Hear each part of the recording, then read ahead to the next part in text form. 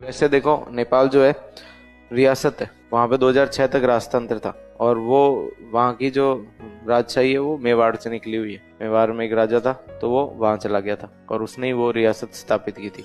और जब देश आजाद हुआ था ना, तब अंग्रेज सारी रियासतों को छोड़ के चले गए थे, तो रियासतों के पास ऑप्शन था कि आप भारत में मिलो, पाकिस्तान में मिलो, या स्वतंत्र रहो। तो प्रणब मुखर्जी जो भारत के भूतपूर्व राष्ट्रपति रहे, उनकी किताब आई थी कुछ साल पहले, तो उस किताब में वो जिक्र करते हैं कि भाई जैसे बाकी रियासतें इधर उधर हो रही थी ना, तो वैसे के वैसे नेपाल ने हमसे कहा था कि हमें भी हमारा विलय किस में करो, भारत में। लेकिन वो नेहरू जी ने मना कर दिया था कि नहीं, हम आपका विलय नहीं करेंगे।